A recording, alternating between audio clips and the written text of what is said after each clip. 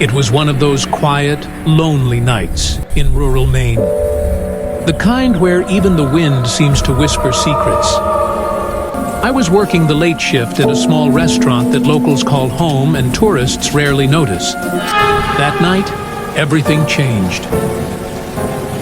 Around 11 p.m., the bell above the door rang softly. A man entered, but not a word came out of his mouth. No greeting, no order, just a silent stare. He was tall, wearing a long coat that seemed drenched from the rain, and his eyes, I will never forget those eyes. I tried to greet him, tried to start a conversation, but he just nodded and sat down in a far corner. There was something strange about him. Strange. So strange that it would make one's hair stand on end. As the night went on, he didn't eat, didn't drink, didn't speak. He just sat there, staring at the same corner of the restaurant. I couldn't shake the feeling that he wasn't human. I told myself it must be some strange local, perhaps lost or tired. But deep inside, I knew something was wrong. Every time I turned my back, I could have sworn I heard footsteps, even though there was no one else there. The radio crackled strangely, static, and then a low hum, as if he were chanting something to himself.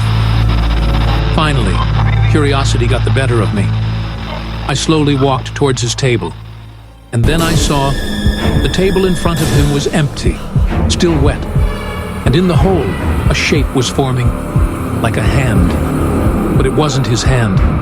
It belonged to someone else. I was stunned.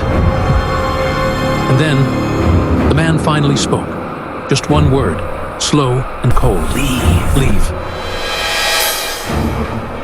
My voice caught in my throat. I wanted to run, but I couldn't move.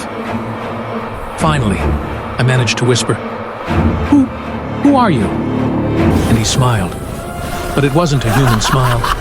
It was too wide, too sharp, as if teeth were made to burst.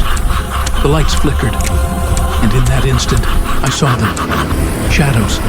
Hundreds of shadows crawling across the walls, heading towards me. I ran to the kitchen, grabbed a knife, but when I turned back, he was gone. No doorbell, no footsteps, nothing.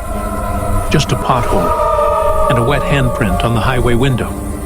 Then I knew he wasn't really there. Not a human smile.